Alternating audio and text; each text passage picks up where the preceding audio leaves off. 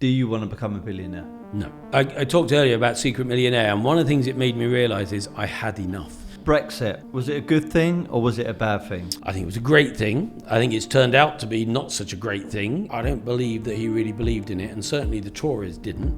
And so we've now got a very diluted form of Brexit, which I think is pretty shit. People say, oh, but it's good for our country, it brings the tourism. Well, I think Windsor Castle brings the tourism. I think, people come for the buildings as much as the monarchy. You may recognise my next podcast guest. This is because he appeared on Channel 4's Secret Millionaire. Mike Greene is a serial entrepreneur, multi-millionaire. He's also had his fair share of politics, been a role with the Brexit Party, and now he sits down on my podcast at Woodbury House to give me an inside scoop. Be happy, never content, and make sure you are subscribing. Welcome back to the podcast, The Stephen Sully Study. I'm here at my second home, Woodbury House Art Gallery over in Mayfair, and I've got a really, really inspiring guest in front of me, Mr. Mike Greene. Thank you for your time and welcome to the podcast. Thanks for inviting me. It's a pleasure to be here, Stephen. So, you are an art collector. You being an art collector, walking through our establishment in Mayfair. This is a bit of a plug. Bit cheesy, but what did you think of the gallery and what did you think about some of the street artists? Well, I'm an art collector, but I've also done a lot of property. And to me, I love architecture. It's a really cool place to come into. So I was immediately struck by it's in a cool street, it's a great building, it's obviously got a lot of history, but the power of the paintings that you got here, because they're not typical of what you see in a lot of galleries, but they're really powerful and they have a sort of simplicity to them, a depth that makes you want to look further into them. And then when you told me a couple of stories about the artists, that made me interested as well, because it's a bit like I've been on some wine tastings in the past and you think, yeah, it tastes all right, but if they then tell you the story of the vineyard and how they make it and all that, the romance or the story behind it or connects me at a different level. And so to me, I don't just buy into a picture, I buy into the artist, I buy into what they were trying to achieve or what they were thinking at that time. And that changes over time, actually. So I think art is very personal, like wine, I guess, is very personal. We like it or we don't like it. But no, they're great art you've got here, really interesting stuff. I definitely resonate with that. I have frequent conversations with collectors and fanatics all the time, which is if you look at a piece of art for the first time, you might like it, might dislike it, or you might be kind of in between. The moment you learn about the story, the narrative, the genre, it shapes your taste buds, and I think that's a really, really important important thing that collectors must go through in order to really appreciate a piece of art on the wall. So I'm going to talk to you all about your background, businesses, mentoring, positive attitude, mindset, all that good stuff.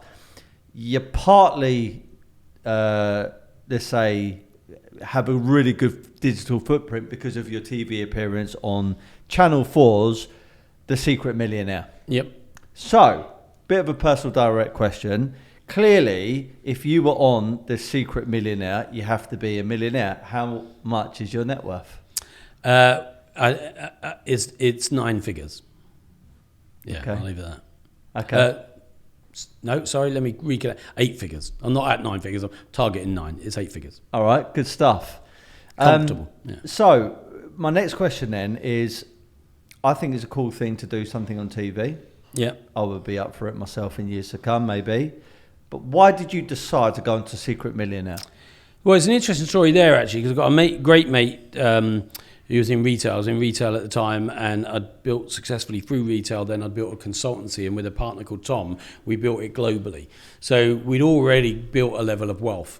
But it was a surprise when it went out to many of my customers because they wouldn't have realised just how much I had. I mean, you got a big house, and I had it then. You could see that there was a lot of wealth there already. But anyway, JJ, this mate, I was in Australia building our business over there, and I get this call from him, and he changed his mind slightly because he was living very locally to a lot of his retail business, and I think sensitively, if you got retail, people would be thinking, oh, has he made his money off of me, kind of thing. And Mrs. Miggins is thinking, that your milk's expensive because you make money out of me, kind of rip off Britain kind of concerns. Now, he would never have to worry about that because he does so much for the community. He puts a lot back anyway. But he decided not to do it, and they then were then short and needed someone pretty quick. So I get this call. I said, yeah, all right, I'll talk to him. But I hadn't seen what it was, so I looked at it on catch-up telly, and I thought that's interesting for a couple of reasons. One, generally they were going to charities and helping out people, charities, interests in need. Two, I was already a behavioural profiler and interested in behaviour and its impact, and I thought, I wonder what it would be like to go back to the kind of stuff that I went through when we were growing up in poverty. You know, I have to say I only went to school because that's where I got a cooked meal kind of thing often, and it made the difference. So there's lots of reasons why I thought I'd be interested to do it. I didn't realise how much it would affect me, and it did lead to me selling all my business interests thereafter. I retired at 46, 2012, thought I'd never work again, but leopard can't change its spots. I like business. I like building stuff. I like being busy. So after about 9 months driving my wife crazy, my kids crazy, myself crazy, I got back into business. But no, they asked me to do it. I did it. I was really lucky because I'm the only person I know from the show who was able to do it near to where they lived and where I grew up. And I was able to do that because I'd spent so much time working everywhere but Peterborough for the sort of 10 years prior, literally all around the world. But so nobody really would have known me in that area other than my family, and we weren't going anywhere where the family were. So because one of my conditions was I will only do it if I can be close enough to the charities geographically to keep in touch, because I didn't want to kind of like touch their lives and walk away. So, because money's a big thing to give anyone or charity, but time, commitment, influence can be even bigger in changing those lives and those charities and those people. So, yeah, I kept in touch with the charities that I worked with on the programme as well. What about the fame which kind of come with being on TV? I'll tell you why I asked this question. You may know him. James Constantino. It took me a while to pronounce his surname, and I'll probably even mess that up. He is Posh Pawnbrokers, right. And he was obviously he was a businessman that owned pawnbrokers, maybe a couple at the time. They end up doing this TV program, which I think is even still running today, or it's going to be relaunched. And he said, from the moment that the moment it aired for the first time, and a couple of days or weeks went by, his, the kind of fame status just jumped up. Now, I know it's slightly different, but what was that like, being noticed a lot more because you was on this TV program? There's always swings and roundabouts. It is good. So people will, I was doing a lot of public speaking at the time, so sometimes people say, oh, can you come and speak for us? And I'm thinking, I want to talk about business, but no, talk about Secret Millionaire kind of thing. And I didn't mind that because I can talk about other stuff, but it starts to very much pigeonhole you in some ways. So if you're seen like Joe, as we both know, as the apprentice, or Mike as the Secret Millionaire, or Greg Wallace, who I've mentored a bit, as the foodie, it can pigeonhole you a little bit, and that's not a positive side of it. But also, people feel, the upside is they feel they know you, so you can break down barriers, if you like, but they think they know you, and actually their knowledge of you is from 1 hour or one program or one series and so on. So it's quite limiting. You have to be a bit more careful about going out and getting absolutely smashed drunk if you do that occasionally, and I less now, but used to. Look, overall, it's been a wonderful positive to my life, and I've really enjoyed it. But more because it helped me realise what I wanted from life. It did have a big impact on me. The celebrity bit, less so. I mean, I always think, take Greg as an example, and he's a wonderful man, Greg Wallace, but everywhere he goes, if I meet him for lunch or that, he gets absolutely mobbed. We were out to dinner last week with Nigel Farage, who I know, obviously, from the politics side, and he was up in Peterborough. He gets absolutely mobbed. Now, they kind of accept that goes with their celebrity turf, if you like, but I would always rather be wealthy and unknown than wealthy and never able to be unknown. If you like. I mean, look, this sort of ongoing question and conversation is what I've been having in my head for a long time, and also with certain people. So I want to just share it with you. Yeah. The Alfie Bess, the Charlie Mullins, maybe your good self as well, Mike, Rob Moore. They purposely put themselves out there so they can get really well known, get a great following, and then directly or indirectly kind of monetize it, but obviously giving value to his customers' audience at the same time. Don't think there's nothing. It's a great business move. There's nothing malicious, and I'm kind of trying to follow the same sort of route. But there are other people out there that are very successful, maybe as successful, maybe not as successful, but they're completely stealth. Like, you don't even know they're involved with the businesses, and they don't put themselves above the parapet at all. What way is the right way to go around business, and what way is the kind of wrong way to go around business? Yeah, I think it's a great question. And about 15, 20 years ago, because I had a research business that basically tracked shoppers, and it was in retail, wholesale, manufacturing, I got into behavioural profiling. I was always interested in it, even growing up. Why do people do what they do? But I wanted to become a behavioural profiler because I thought it would help interpret the data of the research business I had. One of the biggest realizations of that is there are 4 very distinct core behaviors. There's then subsets, so we're all completely individual, like a fingerprint. No 2 people are exactly the same behaviorally. But what it made me realize is we often go through life thinking, if I'm more like that person, I'll be successful. Or if that person were more like me, they'd have more friends because they're a bit bloody grumpy, or whatever it is. But when you do behavioural profiling, I think everyone should do a degree of it, not a degree, but a bit of it in school, because you suddenly realise that Chris ain't like me, but he's a good bloke. Stephen ain't like me, but he's a good bloke. And actually, we're just very different people. Because of that, they turn into different business leaders. So, you're going to get this business leader who wants to stand back a little bit and push his team forward. You're going to get other business leaders who want to be front centre in there. And to me, they're all just different behavioural types. Some people wouldn't be successful if it wasn't for the attention it gets them. Other people want the success because they want the security. They want to provide for others or whatever, but they don't want to be seen or known. And probably like yourself on the podcast, and that some people will say, "No, I just don't want to share that." I've got a great mate who's got a really fantastic business. He's a Sikh bloke. He would be the most incredible inspiration to everybody, but particularly the Sikh community who work really hard for success. But he just doesn't want to put himself out there that much. And I completely respect it. That's a bit cultural. It's a little bit behavioural, but we're all different. And I think vive la difference. I like you're much younger than me, but I don't know if you've ever heard of or read or seen the Midwich Cuckoos or Stepford Wives, those kind of books where everyone's perfect, let's say. They're all the same.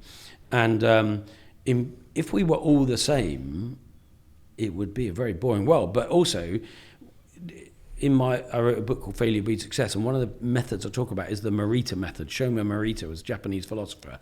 And the underlying principle was we are all perfectly imperfect. It is our imperfections that make us human and make us different. If we were all perfect, perfection suggests there's only one perfection, in effect, because that's perfect. That's the point. We'd all be the same. If we're all the same, none of us would want to live. So I think I just embrace it takes all types. My podcast is about saying these are the systems that this particular type of leader uses, and that makes him successful. These are the systems that type uses, and that makes her successful, or whatever. But it's just different. We can, and that in itself should be an inspiration to people that they don't have to be like someone else, but they can emulate some of the behaviours that person had to make them successful. But they are perfectly imperfect just as they are. They don't have to be someone else. I resonate with that. So to become on a candidate for the Secret Millionaire on Channel 4, clearly you've got to be a success. And looking at your Wikipedia page, for example, it says that you were the founder of the Association of Retail News Agents. I know you mentioned about selling off at 46 years of age, retiring, etc. And now you're involved with loads of different businesses, and you've even gone into politics, I can see, which we'll get onto. Tell me more about the Association of Retail News Agents. Is it as simple as you owned a load of news agents around the country? No. I because I was into retail, and that came from when I was at school. It was like, what's the best job I could be? And so, I looked at bank managers. Oh, they earn lots of money, kind of thing. And in my fifth form, the last year of ordinary school, I did an insight into banking. It was the most boring bloody 6 weeks of my life. I couldn't stand it. That's not to say I've got a lot of banker friends, but that's different people again. They loved it. I hated it. I couldn't understand why anyone would do it. But it made me realise, because I was a paperboy and a Saturday lad in retail, having the comparison made me realise I loved retail. So I built a very successful retail career over time. I then became a member of the Association of Convenience Stores, which represents about 35,000 convenience stores in the UK, little corner shops, anything from a petrol station shop to a newsagent and so on. I became their youngest ever chairman, the only person in their history to be chairman twice, and I was on the board for 20 years. But along the way, an unrepresentative sector of that was newsagents specifically. So we saw that there was a few agencies that were groups of newsagents, but basically we rolled them up into a new brand, and I created the Association of News Retailing, which then the ACS bought in. So it was more a case of copying what was already happening in the ACS, because I could see the benefits. It was an organisation lobbying government to make sure corner shops, which are important, were not all overtaken or run out of business by supermarkets. And equally, I wanted to see the same thing happen for newsagents. News is consumed differently now and bought differently now, but back then, your local newspaper was your connection to the world and what was going on in the world and the country. So it was important, and so it was about representing them. And both of those roles I did completely voluntary. They never paid me a penny, and I did it because I loved it, and because it was complementary to what I was doing. And it's not fame, there's no celebrity in it, but it helped my network and the degree to which I was known within retail generally as well. So there was always an upside. Yeah. I also read that you are the founder of My Local, which is an organisation that tried to save Morrisons. Now, I didn't read into this on purpose too much because I wanted to get first-hand information. I was actually quite unaware that Morrisons was going through major challenges. So what does that mean? Your organisation, My Local, tried to save Morrisons. Yeah, so, that sounds much grander than it was. Basically, Morrisons is an amazing supermarket with a great leader called Dave Potts, and I did a podcast with him a month or two ago. Great guy, he did 5 O-levels, got F in all of them, but now he's the CEO. He's an amazing guy. But at the time, I'd done all the convenience store work and the ACS and everything else. They had a network of a couple of hundred small stores because they'd gone into the small store sector, just like Tesco Express and Sainsbury's Local and everything else. But it was failing for them. It wasn't part of their core business. It is hard to scale down from big to small. The way you run a supermarket is very different to the way you run a convenience store. So I put together a team with a billionaire fund, if you like, and bought those shops because they were, in effect, starting to close them down. They were going to make 2,500 people redundant and so on. As it happened, we failed at that. And that was an interesting period in my life as well. One of the books I wrote even before that was Failure Breeds Success, because we learn through our failure. Everything you've ever been good at, you're shit at to start with. Learning to walk, you get up, fall down, get up, fall down, get up, fall down, get up, fall down. Learning to ride a bike, you're going to fall off a bit. Even paint, it's going to be shit at first, and then you're going to find your style. In that sense, we lost, 35 million quid. So that was a big lesson. But really interestingly, the funds I worked with, when they said it was a turnaround, so it was already failing, let's give it a chance, try and fix it, protect those jobs, but also fix the business. The funds talked about their return or burn. So they take failing business and they either turn it around, make it all good, or they burn it. It's very black and white in that sense. It's a bit like if you took a horse, you wanted to run races with it, it's either going to be a thoroughbred or a nag. You're going to make some decisions, okay? Same goes on in business. About 8 months in, it was starting to make a little bit of money, but we're talking like 1 or 2%. Well, on £1 billion, that's still a lot, sort of thing, but it wasn't enough. And the guys said to me, Mike, we know you'd give your whole life trying to make this work, but we got in this to make 3 times our money, not 3%. And we're going to wind this up now because it's just not working and we don't believe it's going to work. And they'd been doing this generationally, so they knew their stuff. And what they said was, so it's time to wind it up. We're going to do it as elegantly and intelligently as we possibly can. So, for instance, we're then left with 2,000 staff and they said elegantly, because they could just walk away and sell it. They had no reason not to. It would have been a failure, but they've had lots of other big successes. But what they then said is, there's a churn in supermarkets. It's like 10% of the staff each year change jobs, move, leave, retire, whatever. We could rehouse all of these people. So even though we're competing with them at the moment, having made the decision to wind this up, we should be going to Tesco's and Sainsbury's and Co-op and Asda and saying to them, we got 2,000 amazing staff here. They're really well trained. They're some of the best in the industry. We know you'll have jobs. Can you give them first priority? Because this is what's happening in the business. Can you help them? And it was really interesting to see how even competing companies will come together if you speak to them. You know, historically, I'd have thought, no, you can't go to them. They're the competitors. They'll tell us to fuck off, you know. But no, their HR teams absolutely got on it. We helped those people, the ones that wanted to get another job, to move on. We wound that business up. And failure is not the opposite of success. Failure is one of the ingredients that is necessary to make world-class success. And if you're scared of failure, I think you'll never be truly successful. And the problem is we do get more scared as we get older. We become more conscious. I've got this, I don't want to lose it. But if you don't ever take that risk, you never really live. So to me, it's just, I've had failures. At 27, me and my wife went bankrupt and we lost our house. So we were homeless, and then we were delivering pizzas for 2 years on mopeds. And that's when I started reading more and more books by Richard Branson and Les Brown and people like this. And that, if I hadn't had that failure, I would not have read all those books. If I hadn't read all those books, I wouldn't have got a much stronger resolve, a better attitude. And if I hadn't done that, I wouldn't have built the businesses that I then built. And now I understand that I'll get success, failure, success, failure.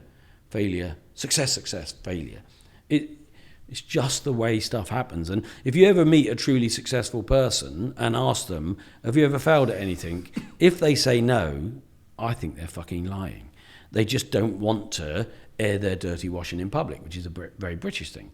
In America, if you go to Chapter 11, which is bankruptcy, that's considered like an apprenticeship. Thank God he's done that. We ain't going to do that again. It's a bit like when I've been trekking in Nepal. You know, there's an open fire in the middle of the room and the kids will be wandering around, the babies. I say, oh, baby, the fire. And they say, no, it's okay. No, but he'll burn himself. He'll only do it once. You know, you learn from that kind of hurt, that kind of failure. We should embrace it as part of our apprenticeship of life rather than being so scared we never do anything. So many people go through their lives being would have, could have, should have, but didn't because I was scared. Yeah. And failure is one of the things they're scared of. And sorry to reference this all the time, but it's just fresh in my mind. And obviously on the program, when they introduced you, they do this narrative like they do with anything, whether they're selling a story in the news or they're promoting a book or whatever. And they were like, Mike Greene, secret millionaire, multi-millionaire. He lives in a 7-bedroom mansion. I remember hearing that and thinking, that's really, really cool. But is that all part of the TV and trying to pump it up? And just before we started, you mentioned to me that there was a stint living in the caravan. Now, there's nothing wrong with living in the caravan. I've had plenty of good guests on my podcast who have lived in caravans, such as Mr. Alfie Best, who is one of the most successful entrepreneurs I know. Guy, and being a boxer myself, I've had lots of boxers on who are also travellers and have had stints living in caravans. So my question to you is this. Living in a caravan, 7-bedroom mansion, which one at the time, now in reflection, was made you happier? I'm extremely happy now. And one of the things, people often say money won't make you happy. And I'll say, well, I've never had an argument with my wife about having too much money. You know, and actually, I'm not a religious person, but, you know, the saying, my cup overfloweth. To me, if your cup overflows, you can give some away. So if your confidence overflows, give someone else your confidence. If your knowledge, you're full of it, you've got loads of it, share some of that knowledge. If you've got more money than you need, you can give money to others. If you live a kind of simple life where you don't optimize who you can be, and like, I want to go to my deathbed having used every bit of bloody life energy potential in me that I could have. The trappings of success make me comfortable. They make me happy. It's a bit like a nice watch or a nice car. Does it make me feel 1% better, 2% better, 5% better? I don't know, but it does make me happy. And if it makes me happy, I'm more confident. If I'm more confident, I become more successful. When I was at school, I would be beaten up for being scruffy. We used to help out at the car boots now, but they used to be called jumble sales. We'd help out to get the best, because you get first pickings if you're one of the helpers. You get in there before the customers come in. I had an older sister. Sometimes you get a hand-me-down jumper from an older sister. The hand-me-downs are bad enough without being from a sister kind of thing when you're a boy. So I got bullied a lot, and I never wanted to be broke. I never wanted to be hungry. I never wanted to just feel poor. And there's nothing wrong with those things. You know, in my book, chapter 1 is called First Define Success. And my younger brother, who used to tour with a Prodigy, arrange a lot of the illegal raves of the 80s and that, drink, drugs, everything else. 22 years ago, he went traveling to India and found his soul. And 8 years ago, he stopped drinking. And, you know, he's in an amazing place now. He's got one of the most successful restaurants in Goa, Garden of Dreams. It's always in the top 10 of Airbnb, of TripAdvisor and so on. But he can live on 25 grand a year. So you don't need a load of money to be happy. And I talk in the book about, even before he had this restaurant, when he was just literally bumming on beaches and stuff, he was the happiest guy I'd ever known, the most successful guy I'd ever known, because he didn't feel he needed anything else. But I did feel I will go to my deathbed. It's not about wanting more or wanting more money. It's about wanting to be more. You know, I want to help more people. I want to leave a legacy. You know, Stephen Covey talks about to live, to love, to learn, to leave a legacy. To live and love and learn, you do in your lifetime, and they're very honourable. You know, he really lived, and I've crossed oceans and climbed mountains and marathons and that.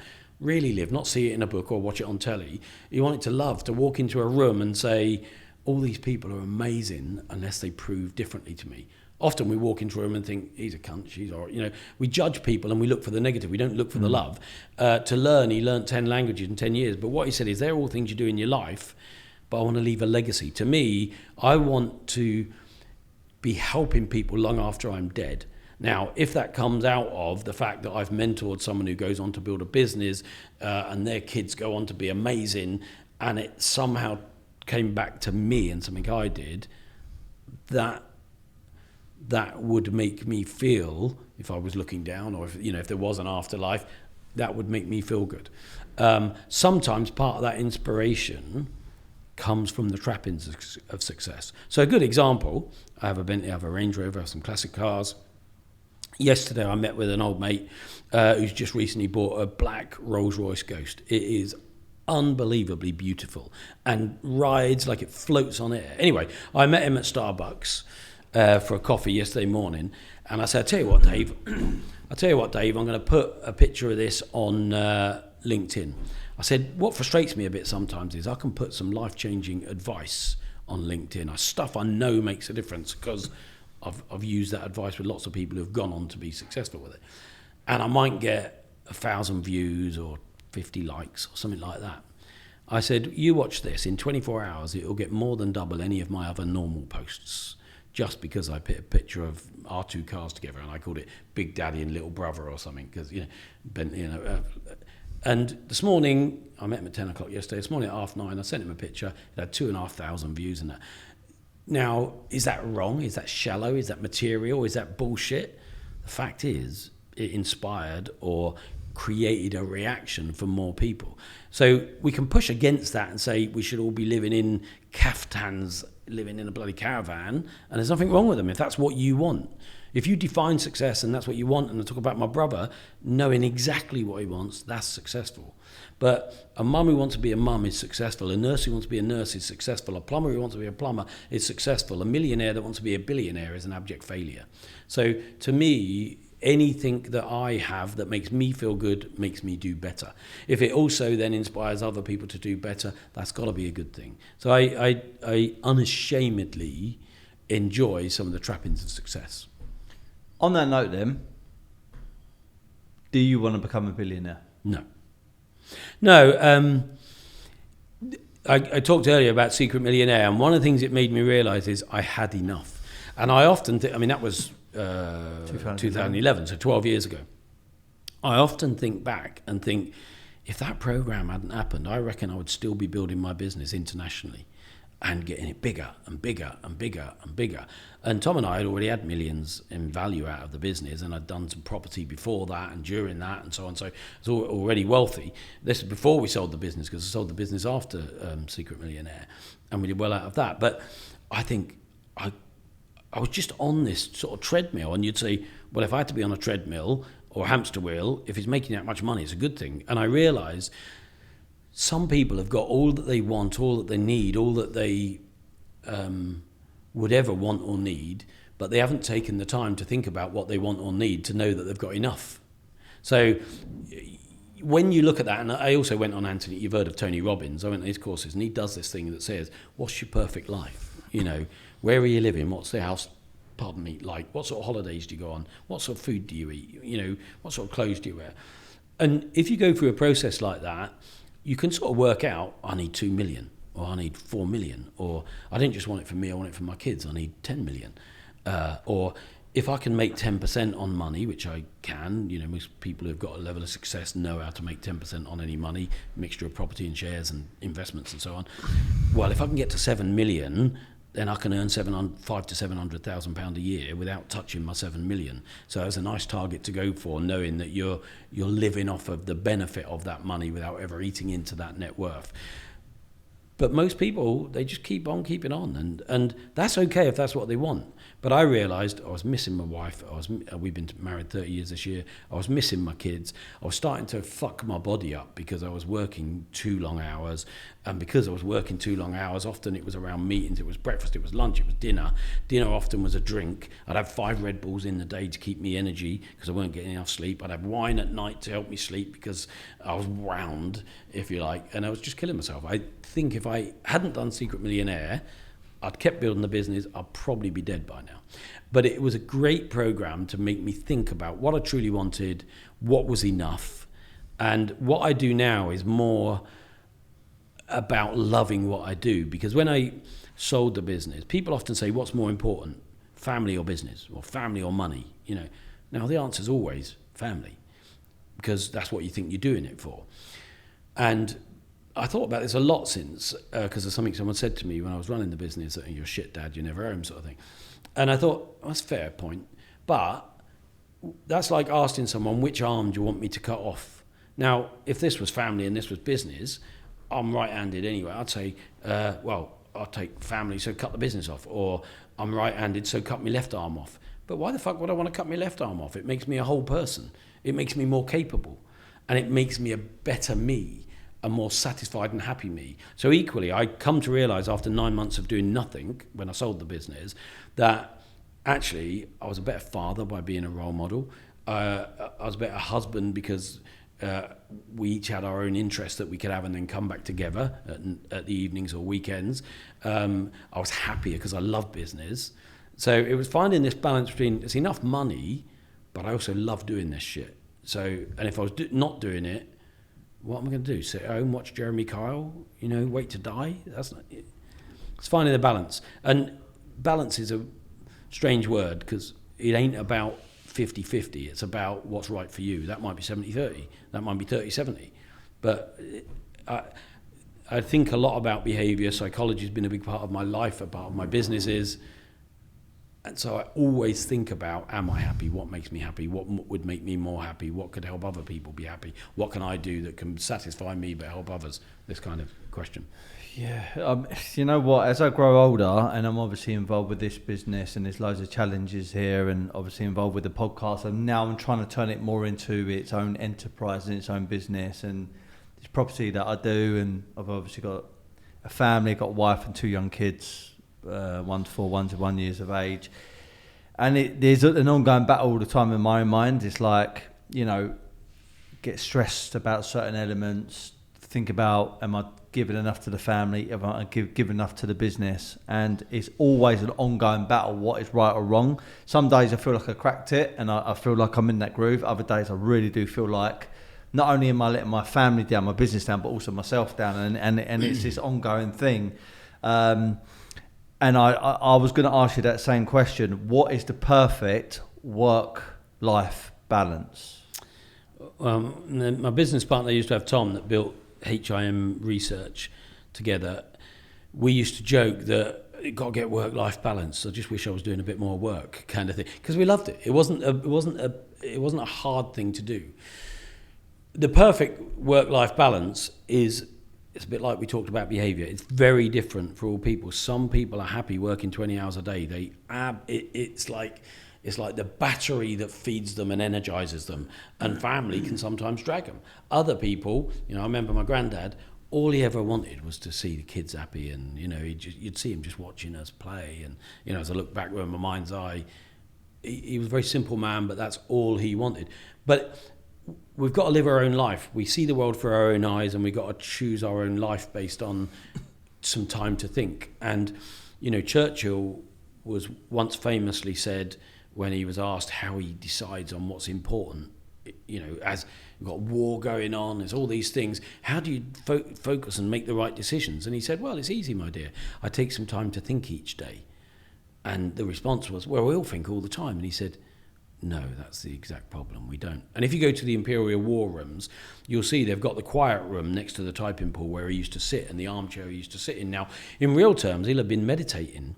It was his quiet hour, but he's sort of meditating because he was thinking about what's the most important thing and how do I handle that.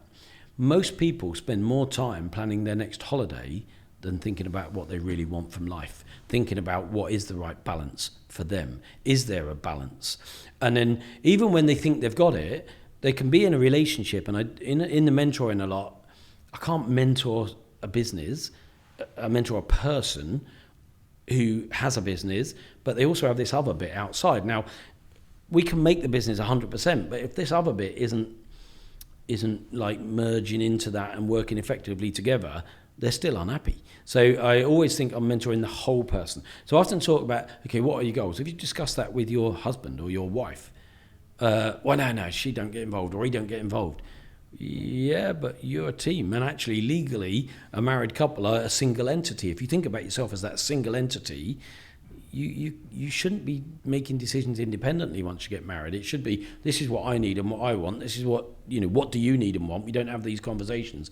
Where's the overlap? Because we should have selfish needs, wants, passions, but there's got to be an overlap.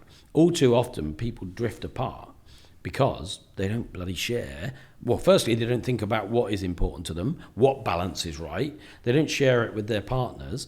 And, you know, if your partner says the perfect balance is 50-50, and you're thinking, I'd go bloody mad, I want it to be 70-30, that's a conversation you need to have. People are often unhappy because they haven't ever thought of what they truly want and then set a plan and written some goals and followed the goals and the plan to get what they want. Yeah.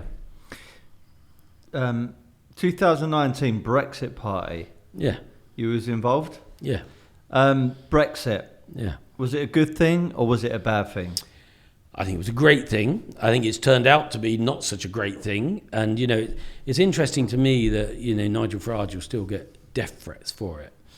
And even more recently, I saw a bit where somebody was attacking him for it. And the country voted for it. We live in a democracy, okay? It was very close, so you've always got to be conscious that pretty much half wanted it, half didn't. But in a democracy, whereas a vote, we fell down slightly on the half that did want it. And if I'd have been in a position to help, I'd have always been cognizant of the fact that you've still got a lot of unhappy people. You've got to kind of try and make that work.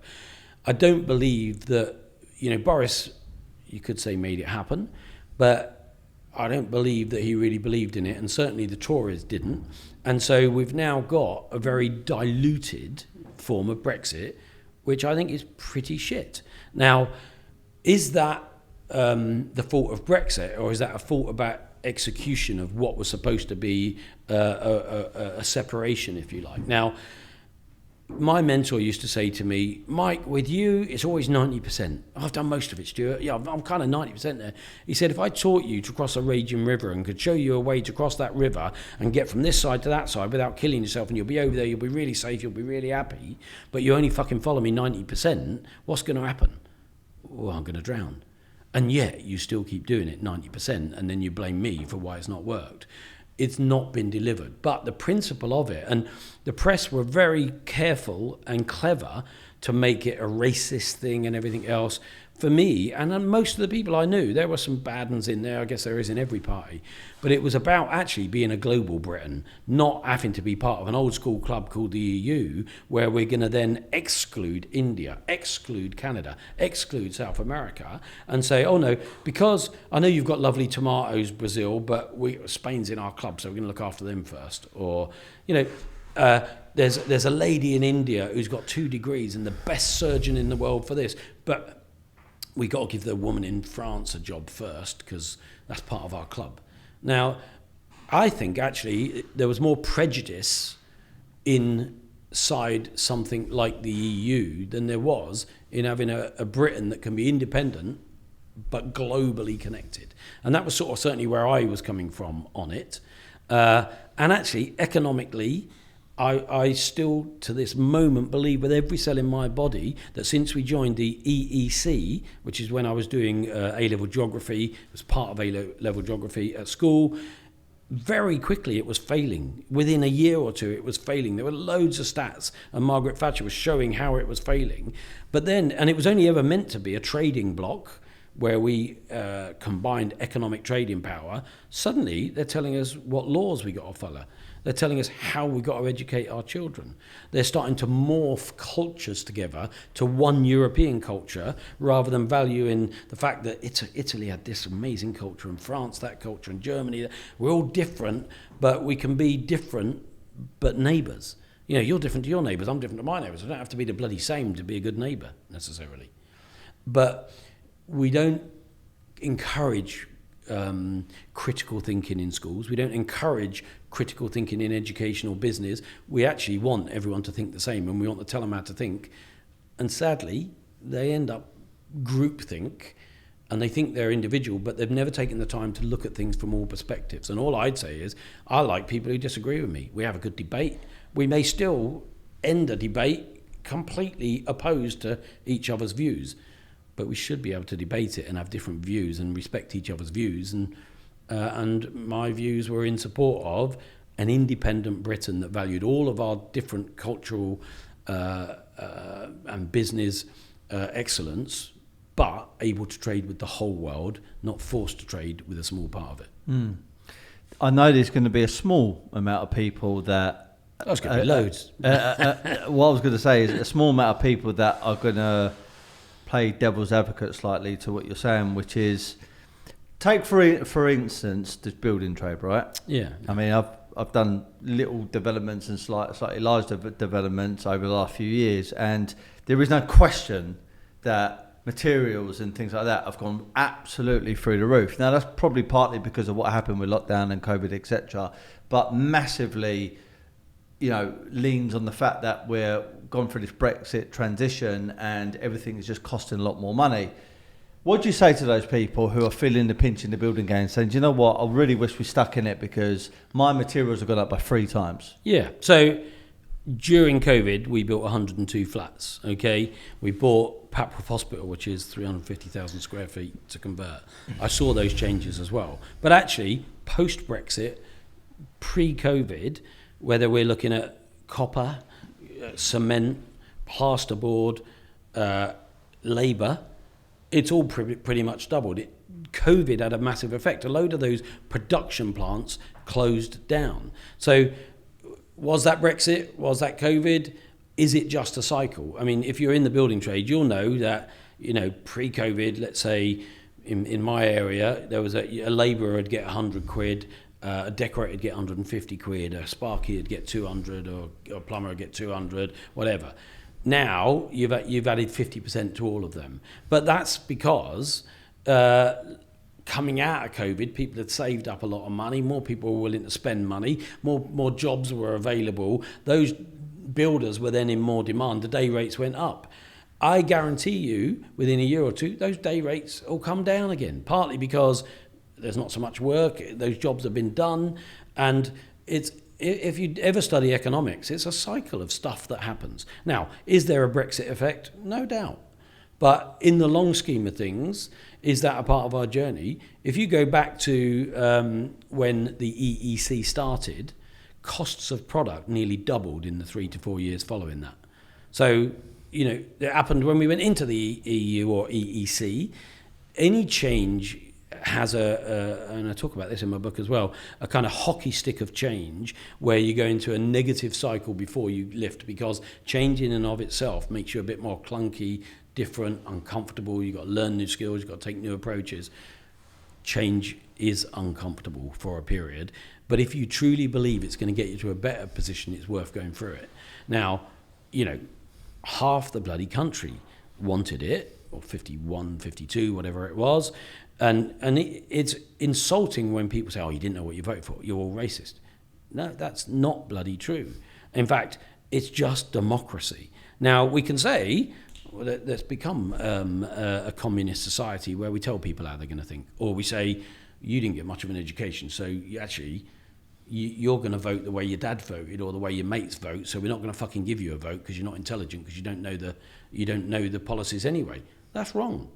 But we do give people who don't know what they're voting for the vote. In politics, they say, paint a pig red, some people will vote for it. Paint it blue, some people will vote for it. If I said to them, tell me about your MP, what does he stand for? If I said, tell me about this party or that party or this party, what are their policies that you particularly like?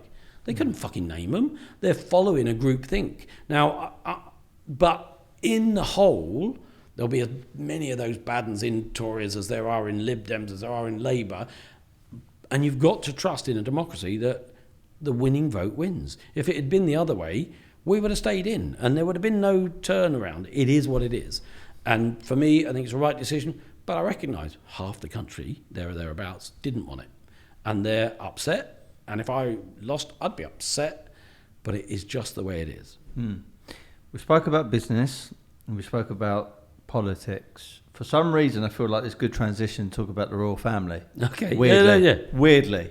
Because I feel like a man who's got experience, a man who's gone through, had a lot of success with business, now involved with politics. I'd just like to get your view. Obviously, it was quite a sad time when we lost the Queen, and now we have Prince or King Charles now. Do you think he's good to be at the helm of the royal family, or do you have a different view? Yeah, I mean, look, I can only give my opinion. And one of the sayings I love is opinions are like arseholes. Everyone's got one and they're mostly full of shit, So it's just my opinion. Who am I? I'm just Mike Greene from Peterborough. I thought our Queen was amazing. I mean, if you said, I'm going to talk about the Queen, who am I talking about? And you could say in any country of the world, they'd think of our Queen, probably, probably the most known woman, respected woman. She was incredible. Prince Charles, King Charles, I don't have any time for. I think what he did to Princess Diana was fucking awful. What the establishment did to her was fucking awful. He should have been able to marry and should have married Camilla in the first place. Clearly, he bloody loves the woman.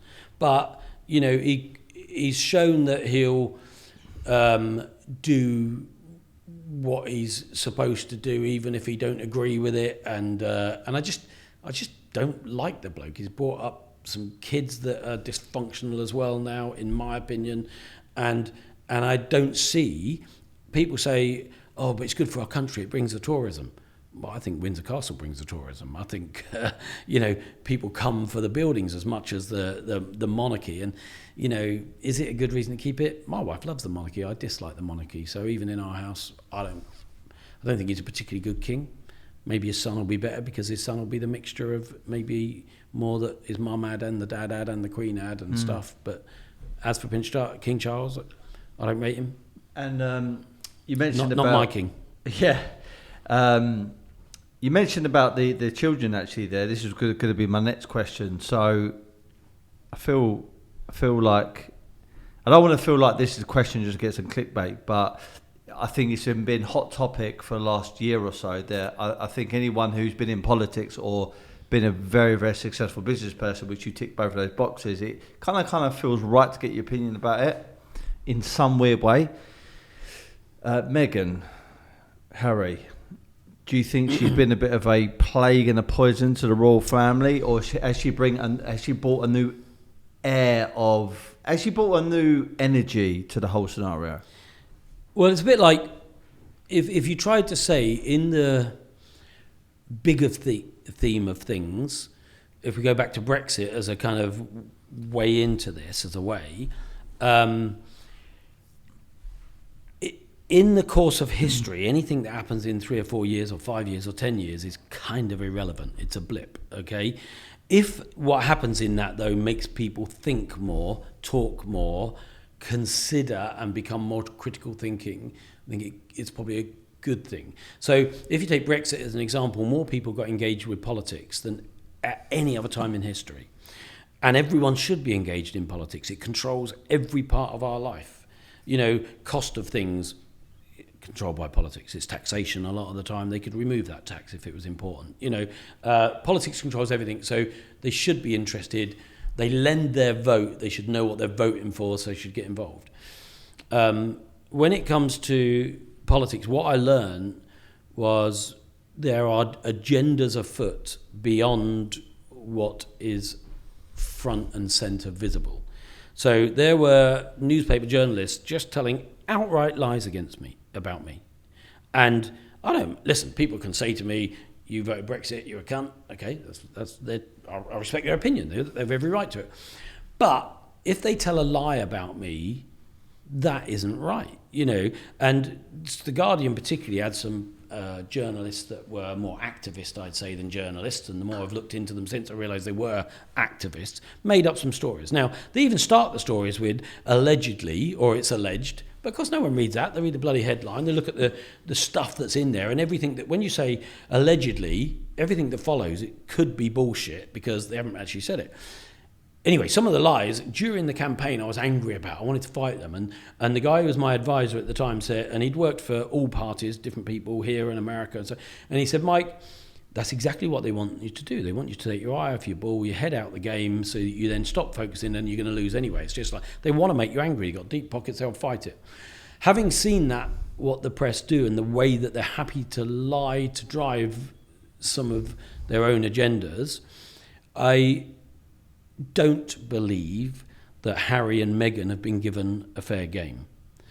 Part of my belief about Princess Di and King Charles is that she was becoming more popular than the royal family. She could get more headlines, she could get more cover pages in media. And, is it a conspiracy? I don't know, hide in plain sight. But I don't think, if they didn't cause it or the establishment didn't cause it, I think they weren't unhappy that it happened. It was awful. So those kids started losing a mum at that age in such tragic circumstances, then having to be paraded in front of the whole world. I mean, God knows what impact that would have on anybody. You then know, because it's come out in recent years more and more, that the press have deals with politicians and royals and the like, where you do this for us and we'll do that for you, and so on. So agreements are made to control things. Just this week we got Philip Schofield, didn't we? ITV knew about it, people show he knew about it, they knew about it. It's like, but they cover it, and people get sacked because they try and expose it, and lawyers all get injunctions. So there's all this kind of stuff going on. I think too often we only know what we know. I don't think Harry is a bad guy. He seems to do some really good things. Before Meghan met Harry, she did loads of charity stuff, loads of stuff to empower women, loads of stuff. I mean, before they even met, if you look at her pre-Harry, she was a campaigner, she was doing charity stuff, she was successful in her own right. And, part of me thought, that'd be a great marriage. The Anglo-American relationship's got to be a positive thing. Commoner and royal got to be a positive thing. There was loads of reason why that could have been celebrated and really built on for the greater good. But problem is, Harry was starting to get more popular than the future king. And I do think sometimes there's deals done where we say you're gonna have to kind of knock him down a peg or two, or we're going to promote good here but not do any positive there. And I don't know Meghan, I don't know Harry, I don't know any of them. But it seems to me that some people are fool guys in life and they're just in the wrong place at the wrong time. And I don't think that couple have been given a fair rap, personally. You touched on something there which I'm on the same page as you, just because of the language and tone. But I'm going to ask you directly. Do you actually feel that Princess Diana could have been murdered? Yeah. Listen, it's an opinion. Like I said, opinions are like arsehole. We all got one. They're often full of shit. My opinion is she was almost definitely murdered. That's just my opinion. But I believe that. And why? Why would she be murdered? She was outshining the royal family. She was supposedly, if you read some of the stuff, we don't know what's real and what not real, but the French surgeon who tried to help her said she was pregnant at the time. That would have made the mother of the future king pregnant with another man's child. It was a different religion. There are all sorts of reasons why, if you look back through history in politics and royalty, people have been gotten rid of for a lot less reason than that. Your background. Obviously, we can talk about all the great stuff, being on TV, being involved with politics, founding businesses, selling businesses, your children, everything. But if we take it right to the start, we spoke about these two different areas. I think they're all part of Peterborough, actually. Breton. Yep. And also Dogthorpe. Dogthorpe, yeah. Okay. Now, I've seen I don't know these areas. I've been to Peterborough 3 times. I didn't even know Peterborough existed until I met Rob Moore. Then I met, obviously I know Joseph, who's also from there. I thought, bloody hell, actually, there's a lot of successful, Neville Wright, a lot of successful entrepreneurs have come from this weird place called Peterborough. But anyway, on this TV program you was on, they mentioned these places, so I started looking them up and wanted to see what forums were saying of them. Typically, people say they're deprived, and then people go into like real kind of nasty suggestions like shitholes and blah blah blah blah. So, what one is the roughest location? Is it Breton or is it Dogthorpe? That's a really good question, actually. What would you think, Chris? In my view, they both got good, they both got bad. I grew up in Breton. I had happy memories. When you come from where I live down in Luton. And I did A-level geography. I looked at the new town development that built Peterborough and built all of these estates. So there's Breton, Ravensthorpe, Dogthorpe, Westwood, Orton. What makes them not as good as they could be today, in my opinion, based on doing A-level geography and looking at new town development and studying new town development, is they had really good things. They were all within a certain distance, like I think it was 200 yards of a green space. So there's parks everywhere. Like Breton was built in a figure of 8, so you got a park in the middle of each of the areas and so on. But what they then did is they took overspill and problem families from all around the UK, and we although we had family there, we came back from Luton. And they put them all together in these estates, but they never did anything, and I get into this more as a behavioural profiler and on the psychology side, they never did anything to put the cement to bring those communities together. So what you had people from all around the country leading lives of quiet desperation, not really knowing or talking to their neighbours, trying to make a fresh start in a new town, It was not a bad town, but there was no cohesion and no glue put into the way those communities got physically thrown together and geographically thrown together, but they didn't get emotionally or psychologically connected to each other. So that created a bit of a hangover, which is still somewhat changing today. But let me look at it another way. We got probably the best Bronze Age settlement in the world in a place called Flag Fen that was protected by the peat and the bog and so on.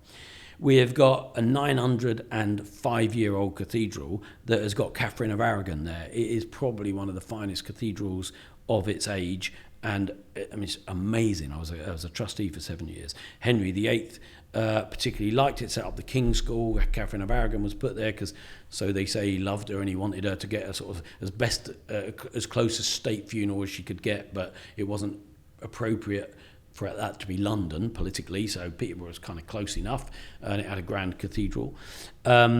We are the fastest growing city in the UK today, 17,500 new people last year. We're one of the, that's in terms of population, we're one of the 5 fastest growing cities in the UK in terms of economics. We're 4 international airports within an hour and a half. You can get from London to it in currently 46, but going to be 38 minutes. And so on and so on. There's loads of great reasons. But because it was cheap and because of the new town thing, often you attract people who are trying to start again, whether they come from, in the 50s, 60s, it was Italy, and then Ugandan Indians and Romanians, Ukrainians, Lithuanians, and so on. And they're coming over. And often at that point, they perhaps can't speak the language. They're taking more manual jobs. And it's not high income. Because it's not high income, they've not got the level of housing. But what you find is second generation, third generation, when you look at the Italians who came and worked in the brick pits in the 1950s, they're now really successful in the city. Ugandan Indians that came up really successful in the city. And each new influx of people needs the time to go through perhaps the more manual labour and then work at getting the education, then helping their kids get the education, and then moving up. And we've now got an amazing fibre tech loop around the city. So we've got amazing tech. And we're attracting more professional businesses and companies to the city. So I am biased. We built a lot of properties there. Savills predict that the property prices will grow at 5 to 7% every year for the next 5 to 7 years. I think in 10 years the prices will be double. It's really cheap at the minute. So I think it's an amazing city. And also, having had offices in Washington, in Sydney, in Melbourne, in Auckland, and spending a lot of time travelling around the world, including 18 European countries, what I found is that every cities that we think are amazing, Milan, or Sydney, New York, you only have to go a few streets off the main tourist streets and there's shitholes. Every city has got great stuff, has got problems, has got challenges, and you can either bitch about those problems and slag the city off, or you can become part of the solution. So having built business all around the world, when we had our first child, I could have lived anywhere in the world. And financially, I could have lived anywhere in the world. We had, at the time, 3 homes in America as well. But I had roots in Peterborough. Now 5 generations of my family have lived in Peterborough. And I wanted to be there, celebrate the good things, try and help fix the bad things, and be on the journey to make it a better place rather than slag off what's not good about it. To round off this conversation, Mike, I know you've been involved with a lot of charities. I think even Ignite, Peterborough, that charity, and there's loads of really good stuff that you're doing. But taking it right to the core, so you're from a deprived place in Peterborough. Listening to your TV programme, it's suggested by the person doing the narrating, or maybe even yourself, you said this, that I think it was your stepfather that took on 4 kids not of his own, and at the time he didn't feel like he was a great father, but on reflection, bloody hell, for a man, a stranger, to take on 4 kids, that is some challenge. And you lived in a caravan, times were tough. Yeah. So the stereotype suggests that you shouldn't be a success. That's what it suggests. Yeah. Based upon numbers and statistics. There's probably an individual out there today that might be going through a very, very similar route as yourself. And probably the difference is is they might be telling themselves, well, because of all this, I can't be a success. What would you tell that individual, man or female today? What is the single advice you can give them right now to say, hang on a minute, where you are right now is not necessarily where you could be in the future? I'm glad you've asked the question, because it does come up from time to time, and it's a great question that I'd like to get out there as well, because, you know, I can give several answers, and I will, if that's okay. Firstly, just go back to my stepdad. I hated the guy, and he was an aggressive, violent guy. And I used to, as I was growing up, thinking, you're getting older and weaker, I'm getting older and stronger, I will kill you one day. Sadly, he got cancer, and I saw him go from being quite a stocky, burly guy to 6 stone. But in his own way, during that time, he sort of said sorry. He realised that, you know, that he wasn't perfect in any way. And don't get me wrong, I don't condone anything he did, but I look back and he did provide for us. He put food on the table. You know, we were feral kids. If he said, do this, we'd like look at my mum and say, do we have to do that? You know, we weren't easy to manage. And he had a pretty shit upbringing himself. So I can now look back with the benefit of behavioural profiling and psychological understanding and think he was an end result of his own upbringing, limiting beliefs and so on, and could never see his way out of anything but that. But then going on to the second part of your question there, bumblebees scientifically can't fly. They've got a fixed wing ratio to their body weight. Says scientifically, if you look at that ratio and everything else, they can't fly. But do you know what? No one's told a fucking bumblebee. So it flies anyway. And sometimes, you know, equally people said when the trains first were built, if you go over 20 miles an hour, your lungs would explode. You wouldn't be able to do that. Before Roger Bannister did the 4-minute mile, your heart and lungs would explode if you ran a 4-minute mile before you could run a 4-minute mile. So it's impossible until he did it. And then 300 and something people ran it in the month afterwards, because suddenly there was the belief, the knowing that it could be done. So for me, part of the reason my podcast is called Success as a System is to say, if I can look at Charlie Mullins, Alfie Best, Mike Greene, you know, Joe Valente, different people, and say, these are like bumblebees. They should never have flown, but they just did anyway. You know, and I can look anyone in the eye and say, you can be anything you want to be. You can do anything you want to do if you're willing to put the work in. Because it is work. The only place success comes before work is in the dictionary. Everywhere else you've got to fucking work for it. Okay? But, if anything, and as a doctor of education I was awarded by Anglia Ruskin, I'd go the opposite way and say people who have got degrees without that work ethic and that understanding and that kind of focus are more likely to not ever be truly successful, because often in university, and this is a conversation, a debate I have in education a lot, is stop fucking telling them to get good jobs. Because a good job is going to cap out at 100, 150, 200. But if you get a good business that you're passionate about and you help enough other people to get what they want, you'll get what you want, you'll grow this amazing fucking business, and you can be anything. Sometimes education makes people think they've got to get a good job. And if the ideal marriage is to have this kind of guttural belief, this hunger, this ambition, and then marry that with education, because with those two things, you truly become unstoppable. And when I spoke to Dave Potts on the podcast, who's the CEO of Morrisons, 5 failed O-levels to literally shelf stack, finished school on a Friday at 15, shelf stacker on Tesco's on a Monday. Now he's the CEO, earned over 4 million quid last year, 110,000 employees. Incredible guy. And he didn't need a degree for that. But what he recognised was hard work will only get me so far. So he then went back and did a day release. So again, what I realise now, you can't just be successful by hard work. You can't just be successful by being educated. And education goes well beyond school. It's a lifelong thing. But if you bring the two together, you can be truly unstoppable. You need both. My mantra, which I came up with when I was younger, when I'd done my first ever business, it was a sales company, and 95% of those people on that sales floor were men. I've probably said that ratio completely different loads of times on podcasts, but the lion's share of people were fellas. I came up with a mantra to kind of try and keep everyone in check and to keep focus on the mission, and this is how it goes. Be happy, never content. Yeah. If I were to get Mike Greene's version of what does be happy, never content mean to you? I'll bring that to when I did Covey, 7 Habits, he said, start with the end in mind. It's one of his mantras, if you like. The real end is when you die. And one of the things I've said before is, I remember Jim Rohn, I think it was Jim Rohn, one of those kind of great inspirational motivators from the 50s and 60s, said, a good way to die, actually it might be Les Brown's, it was Les Brown, said, a good way to die is with all the loved ones around you saying, I love you, and you say, I love you too.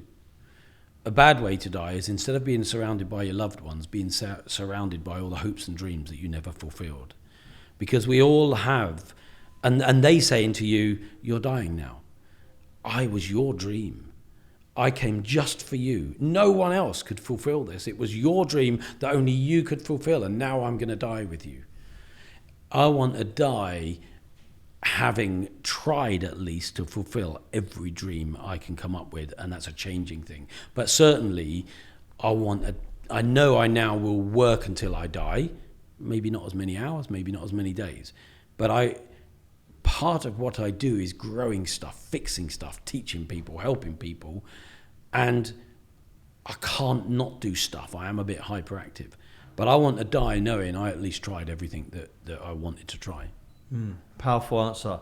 Mike, thank you very much. It's been an honour. Thank you. I'm really glad I've connected with you, not just because of the podcast, but just to know you as an individual and as a business person. And I am going to be, I don't know what the right word is, shameless. I was going to say fearless, but shameless, and ask you to open up your black book so I can get some more podcast guests on. But I'll ask you that another time. Well, definitely you should ask Neville. He's a massive inspiration. I would love to get him on. And he's a great guy. The guy from Morrisons as well. That sounds like a good one. Dave. But we can talk off air. Thanks for coming down to Woodbury House. Thanks for sharing your journey and an insight to your life. And you never know, part 2 could be down the road at some point. I look forward to it. Come up to my manor and come on my podcast. I would love to. Be happy, never content. Make sure you subscribe. And once again, thank you for your time, mate. Thanks very much. It's been a pleasure. Thank you.